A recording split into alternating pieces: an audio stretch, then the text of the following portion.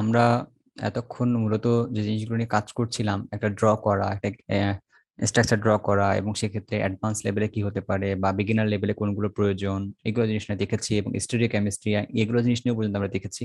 But এই পর্যায়ে আরেকটু অ্যাডভান্স লেভেলে দেখতে চাই, সেটা হচ্ছে একটা স্ট্রাকচার আমার কাছে থাকলো, তো ওই স্ট্রাকচার এনএমআর পিক গুলো কেমন আসবে বা কোন জায়গায় আসবে, মানটা কিরকম, এই জিনিসটা জানাটা খুবই দরকার। বাট আগে বলছি এটা নতুন কোনো কেমিক্যালের না, এগুলো হচ্ছে যেগুলো রিপোর্টেড আছে অলরেডি, সেগুলো জানা যায় এখান থেকে। সো কিভাবে এটা স্টাডি করতে পারি, এটা খুবই গুরুত্বপূর্ণ। যারা এনএমআর সম্পর্কে পড়াশোনা করছেন বা যারা অলরেডি মানে এনএমআর সম্পর্কে জানেন, তো তাদের জন্য এটা খুবই গুরুত্বপূর্ণ হবে যে কোনটা ডেল্টা ভ্যালু, কোনটা কি, এই জিনিসগুলো জানার জন্য। এবং এখানে এসে আপনি যদি এটাকে ম্যাচ করায় নিয়ে দেখতে পারেন, তো আপনার জন্য খুবই কাজে দিবে এই পার্টটা। তো কিভাবে করতে পারি, কথা না বলে আমরা শুরু করতে পারি। সেটার জন্য যে কাজটা করতে হবে তা হলো, আপনি একটা যে কোনো একটা নেন মলিকুল। আমি ফেনল নিয়ে শুরু করতে চাই। সো এখানে ফেনল আমরা কিভাবে করতে হয় আমরা অলরেডি এগুলো জানি। সেটা ফেনল নিয়ে শুরু করেছি। সো স্যার এই স্ট্রাকচারটাকে আগে রিফাইন করে নেন একটু, কারণ রিফাইন করে নেওয়াটা একটু দরকার আছে। কারণ স্ট্রাকচারটা ঠিক থাকলে ভালো দেখা যায় বা কাজ করেও সুবিধা আছে তাই। সো এক্ষেত্রে এটা আমি এটাকে সোজা করে নিলাম। সোজা করে নিতেও পারেন, না নিতেও পারেন, সেটা আপনার ব্যাপার, কোনো প্রবলেম নেই এতে। নেওয়ার পরে যে কাজটা করতে হবে খুবই গুরুত্বপূর্ণ, আশা করবো সবাই মনোযোগ দিয়ে দেখবেন। সো এনিমা দুই ধরনের হচ্ছে না, একটা হচ্ছে হাইড্রোজেন ভিত্তিক দেখতে পারেন, আর একটা হচ্ছে কার্বন 13 এর ক্ষেত্রে দেখা যাবে এই মানে কেমিস্ট্রির মধ্যে। সো প্রথমে এটাকে সিলেক্ট করতে হবে যে স্ট্রাকচারে আপনি এনএমআর দেখতে চাচ্ছেন, তো সেটার জন্য সো সেটাকে সিলেক্ট করেন। সিলেক্ট করার পরবর্তীতে আপনি স্ট্রাকচারে চলে যান। চলে যাওয়ার পরে জিনিসটা দেখবেন যে প্রেডিক্ট হাইড্রোজেন শিফট এবং প্রেডিক্ট কার্বন শিফট, তো কোনটা দেখতে চাচ্ছেন আপনি? মূলত আমরা দুটোই দেখবো। সো আগে আমরা এটা দেখতে চাই। সো খেয়াল করে দেখেন জিনিসটা কত সুন্দর এটা চলে আসছে, যে এটা হচ্ছে যে এনএমআর, কেমড্রো একটা এনএমআর, এবং হাইড্রোজেন 1 এর জন্য এস্টিমেশনটা দেখানো যাচ্ছে এখানে। আপনি উপর থেকে সব আমরা নিচের পার্টগুলো অবশ্যই দেখবো, কোনো প্রবলেম নেই এতে। So estimation quality is indicated by colour, good, medium and rough. তো এটা হচ্ছে রাফ, দেন হচ্ছে এটা হচ্ছে গুড, এগুলো দেখাচ্ছে। ওকে, দেন আপনি যদি এখানে ক্লিক ক্লিক করেন যে এই যে আমার এনএমআর যে কার পিক গুলো দেখিয়েছে, কোন পিকটা কার জন্য, এটা খুবই গুরুত্বপূর্ণ আমাদের জন্য। আমরা যখন স্টাডি করি তখন যে কোন হাইড্রোজেনের জন্য কোন পিকটা দিয়েছে, যেহেতু এখানেও কোনো হাইড্রোজেন আছে, এই যে হাইড্রোজেন আছে, হাইড্রোজেন আছে, হাইড্রোজেন আছে, কোন হাইড্রোজেনের কোন পিকটা। সো শুরুতে দেখতে চাই যে এইখানে আপনি যদি ক্লিক করেন দেখতে পাচ্ছেন নিচের মধ্যে দেখেন যে একটা সবুজ চিহ্ন আসছে, বা এখানেও সবুজ একটা চিহ্ন বা মার্ক করা আছে, এখানেও মার্ক করা আছে। তার মানে এই ওএস এর যে হাইড্রোজেনটা রয়েছে, এই হাইড্রোজেনের জন্য এই পিকটা পাওয়া গেছে। পিকটা কোথায়? নিয়ারলি 9 এর দিকে, রাইট? এখানে 9 শো করছে এখানে। ওকে, সো 9 ppm এর জায়গায় আপনি কিন্তু শর্ট পিকটা পাচ্ছেন।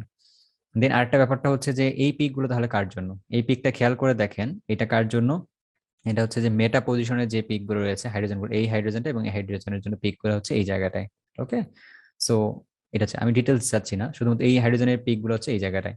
আর এই ব্যাপারটা যে পিক গুলো সেগুলো কোথাকার, এটা হচ্ছে অর্থ প্যারা পজিশনের হাইড্রোজেন গুলো, এই যে অর্থ হাইড্রোজেন, এই যে অর্থ হাইড্রোজেন, প্যারা হাইড্রোজেন, এদের পিক গুলো হচ্ছে এই জায়গাটায়। তবে খুবই সুন্দরভাবে কেউ চাইলে দেখতে পারেন। এবং এখানে দেখেন, খেয়াল করে দেখেন কি কি করা আছে জায়গাটার মধ্যে, সব বলে দিয়েছে তারা। সো হাইড্রোজেন 1 এনএমআর প্রেডিকশন, এটা হচ্ছে যে সলভেন্ট হিসেবে ডিএমএসও নিয়েছে। সো এটা কিন্তু আমাদের, আপনারা সবাই জানেন, যখন কাজটা করতে যান তখন দেখা যায় কত মেগাহার্টজে কাজটা করছে, এটা দেখানো যাচ্ছে। দেন ওএইচ এর জন্য শিফট কতটুকু হয়েছে, বেস কতটুকু ছিল, এরকম টাইপের, অ্যালকোহলিক নাকি বেনজিন কিরকম আছে না আছে, সবকিছু এখান থেকে ডাটাটা পেয়ে যাচ্ছেন। এবং আপনি চাইলে ডাটাটাকে এখান থেকে কপি করেও নিতে পারেন এবং পরবর্তীতে কাজে লাগাতে পারেন। ওকে, সো এটা এভাবে যদি আপনি এনিমারটা দেখেন, বা কেউ কোনো যদি স্টুডেন্ট এভাবে এনিমারটা পড়ে, আমার মতে মনে হয় যে এনিমার সম্পর্কে তার একটা সুন্দর ধারণা হবে এবং সেই এনিমারটা খুব ভালোভাবে বুঝতেও পারবে। সো এভাবে এটা যারা টিচার হিসেবে যারা শিখাচ্ছেন স্টুডেন্টদেরকে, আমি রিকোয়েস্ট করবো এভাবেও যদি শেখানো যায়, এই জিনিসগুলো দেখিয়ে দেখিয়ে কিভাবে দেখানো যায়, সো এটা আরো খুবই কাজে দিবে এবং ইফেক্টিভ ওয়েতে স্টুডেন্টরা শিখতে পারবে। সো সবাইকে ধন্যবাদ এই কাজগুলোকে জানার জন্য। এবং এই পর্যায়ে আমরা দেখতে চাই যে এই পার্টটা বাদ দিয়ে আমরা অন্য একটা পার্ট দেখতে চাই, অর্থাৎ অন্য কোনো একটা মলিকুল দেখতে চাই। সরি, মলিকুল না, ঠিক অন্য কার্বন 13 এর জন্য যে শেপটা আমাদের আশা আমরা এজিউম করেছি সেটা দেখতে চাই। এটাকে মুছে দিই আমরা এখান থেকে। সো আমরা এখানে মুছে দিলাম, ক্লিন করে নিয়েছি, ক্লিন, ওকে, ডান, সবকিছু ওকে। আমরা আবার আমাদের ফেনলের পার্টটাতে চলে যাব। আমরা আমাদের আমাদের ফেনলের পার্টটার মধ্যে চলে যাবো। আবার কিভাবে ড্র করতে হয় ফেনল আমরা সবাই জানি। এখানে এখানে নেন একটা, এখানে একটা হাইড্রোজেন, চাইলে আপনি নাম থেকেও নিয়ে আসতে পারতেন, কোনো সমস্যা নেই। এখানে অক্সিজেনটাকে দিয়ে দেন, ফেনল। সো এই ফেনলের মধ্যে কার্বন 13 এর জন্য আমরা যে এনএমআর শিপটা দেখতে চাই সেটা দেখতে চাই। সো কিভাবে দেখবো, এখানে ক্লিক করব, আবার ক্লিক করার পরে বা সিলেক্ট করব, সিলেক্ট করার পরে স্ট্রাকচারের মধ্যে গিয়ে কার্বন 13 এনএমআর শিফট। সো এই ক্ষেত্রে আপনি দেখেন যে কার্বন 13 এর জন্য এনএমআর শিটটা দেখানো হয়েছে। কোন কার্বনের জন্য কোনটা পিক এখানে দেখতে পারবেন, এখানে ক্লিক করেন। সেটা হচ্ছে আপনার এই কার্বনটার জন্য, যে কার্বনের সাথে ওএইচ এর লিঙ্কেজ আছে সেই কার্বনের জন্য পিকটা হচ্ছে এই জায়গাটায়। এবং এইটা কোন কার্বনের জন্য, এটা হচ্ছে মেটা কার্বনগুলোর জন্য। সো এটা কার জন্য, এটা হচ্ছে আপনার প্যারাটার জন্য, এটা হচ্ছে অর্থোটার জন্য। সো এভাবে কেউ যদি দেখেন তো খুবই গুরুত্বপূর্ণ আকারে দেখতে পারবেন এবং বুঝতে পারবেন কোন জিনিসটা কেন ইউজ করছে না করছে এটার জন্য আর কি। ওকে, সো সবাইকে ধন্যবাদ। এভাবে যদি আপনি এনিমেটা শিখতে পারেন, আমি অবশ্যই রিকোয়েস্ট করবো আগে বই থেকে বেসিক গুলো জেনে নেন, কি পিপিএম গুলো আসলে কি প্রকাশ করছে, কোন মানে এক্সেসে কি থাকতে হয়, এবং কিভাবে আসলে টিএমএস টা কি, ডিএমএস গুলো কি, এগুলো জিনিসগুলো সব সম্পর্কে যখন জানতে পারবেন তখন আসলে আপনার এই গ্রাফ গুলো বুঝতে সুবিধা হবে আর কি। তো আগে বেসিকটা থাকাটা খুবই গুরুত্বপূর্ণ একটা ব্যাপার। ওকে, সো আমরা এই পর্যায়ে বিদায় নিচ্ছি। আমরা এর পরবর্তীতে আরো কিছু গুরুত্বপূর্ণ জিনিস সম্পর্কে জানবো।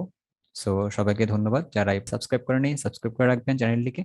আমরা পরবর্তীতে নতুন কোনো ভিডিও আসলে আপনাকে জানিয়ে দেব। ওকে, ধন্যবাদ সবাই।